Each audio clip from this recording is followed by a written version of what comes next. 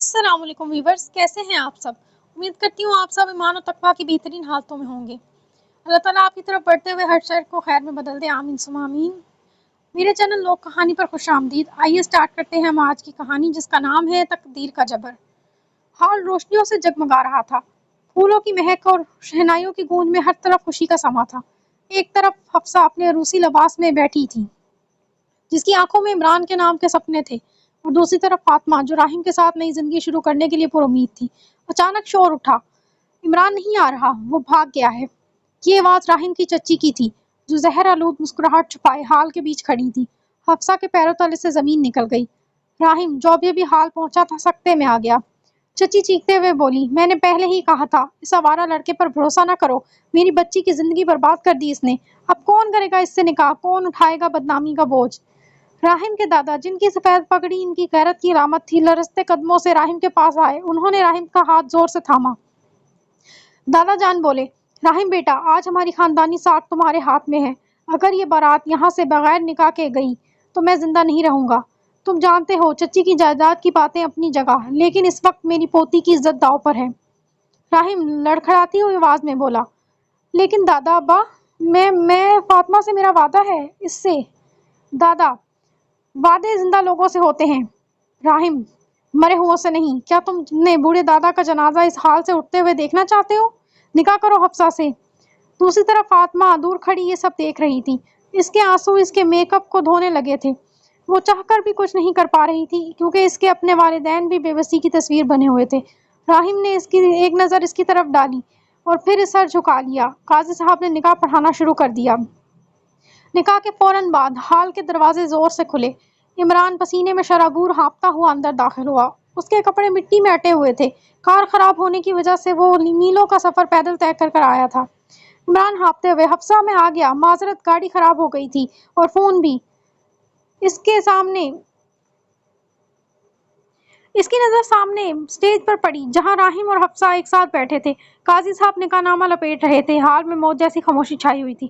عمران پھٹی ہوئی آنکھوں سے، راحم، یہ کیا کیا تم نے میری حفصہ سے نکاح کر لیا؟ راحم کی نظریں جھکی ہوئی تھیں۔ وہ اپنے بہترین دوست کا سامنا کرنے کی ہمت نہیں رکھتا تھا۔ چچی نے موقع پا کر پھر زہر اگلا، اب کیوں آئے ہو؟ جب عزت لٹ رہی تھی تب کہاں تھے؟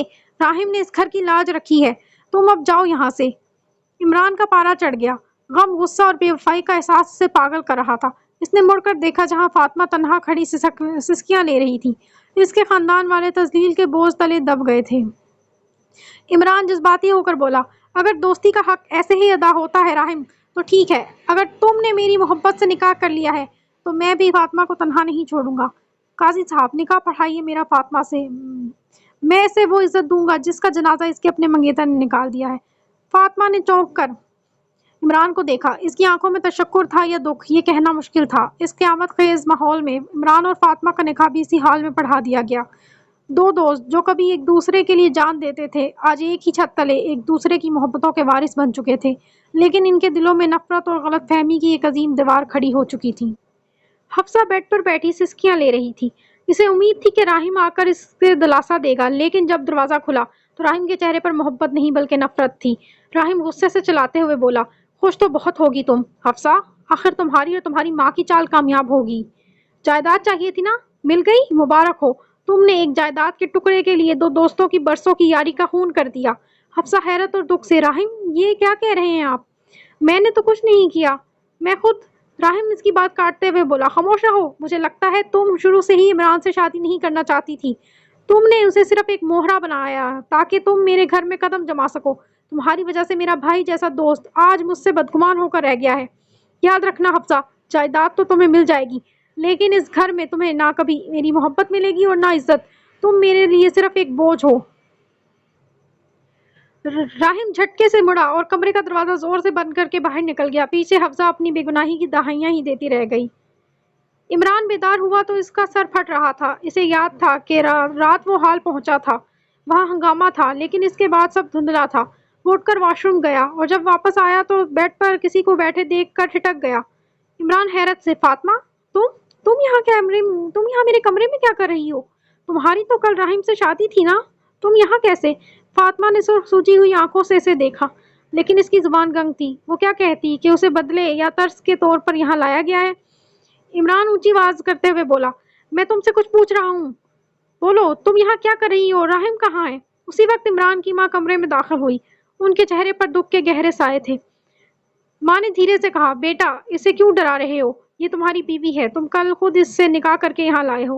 عمران کے پیروں تلے سے زمین نکل گئی۔ اسے یوں لگا جیسے کسی نے اس کے سینے میں ہتھوڑا مار دیا ہو۔ عمران ہکلاتے ہوئے، کیا میں نے نکاح کیا؟ ماں یہ آپ کیا کہہ رہی ہیں؟ میری حفصہ وہ کہاں ہے؟ ماں وہ اب راحم کی بیوی بن چکی ہے عمران، تم نے جذبات میں آ کر فاطمہ کا ہاتھ تھاما تھا تاکہ اس کی عزت بچ سکے، اب یہی حقیقت ہے بیٹا، اسے قبول کرنا ہوگا۔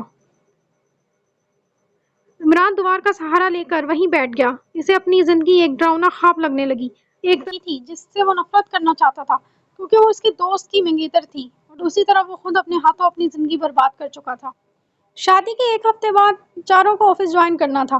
یہ وہ جگہ تھی جہاں یہ محبتیں پروان چڑھی تھی، لیکن آج یہاں کی ہوا میں اجنبیت تھی۔ راحم غصے میں تیز تیز قدم اٹھاتا کوریڈور سے گزر رہا تھا کہ سامنے سے عمران آتا دکھائی دیا۔ عمران کے چہرے پر تھکن تھی لیکن سنجیدگی برقرار تھی۔ راحم اسے دیکھتے ہی رک گیا، اس کی آنکھوں میں خون اتر آیا۔ راحم کڑکتی ہوئی آواز میں بولا، بڑے سکون میں لگ رہے ہیں عمران صاحب، سنا ہے نئی زندگی بہت راس آ رہی ہے تمہیں؟ دوست کی منگیتر کو گھر لے جا کر بڑے مسیحا بنتے پھر رہے تھے نا؟ عمران نرمی اور تحمل سے جواب دیتا ہے، راحم تم جانتے ہو وقت کیسا تھا، میں نے کسی کا حق نہیں مارا بلکہ ایک گرتی ہوئی دیوار کو سہارا دیا ہے۔ غصہ چھوڑو اور حقیقت کو تسلیم کرو۔ راحم کہکا لگا کر، حقیقت یہ ہے کہ تم نے میری پیٹھ میں چھرا کھونپا ہے۔ تم جیسے ٹھنڈے لوگ ہی اندر سے سب سے خطرناک ہوتے ہیں۔ جائیداد تو اس لڑکی کو مل جائے گی، لیکن تم نے جو میری زندگی برباد کی ہے اس کا حساب خدا لے گا تم سے۔ عمران خاموش رہا، وہ جانتا تھا کہ راحم اس وقت کسی کی نہیں سنے گا، اس لیے وہ خاموشی سے آگے بڑھ گیا۔ اس کا یہ صبر راحم کو مزید تڑپا گیا۔ فاطمہ کینٹین کے ایک کونے میں بیٹھی اپنی کافی کا مگ تھامے نیچے دیکھ رہی تھی۔ اسے لگ رہا تھا کہ جیسے سب لوگ اسے ہی دیکھ رہے ہیں۔ اس کی شخصیت کا احساس کمتری اسے سر اٹھانے نہیں دے رہا تھا۔ تبھی کرسی کھینچنے کی آواز آئی۔ حفصہ اس کے سامنے بیٹھ گئی۔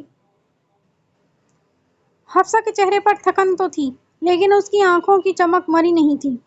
حفصہ ہلکی مسکراہٹ کے ساتھ، فاطمہ کب تک یوں نظریں جڑاؤ گی؟ جو ہوا اس میں نہ تمہارا قصور تھا اور نہ میرا، ہم دونوں ہی اس مقدر کے کھیل کا شکار ہوئے ہیں۔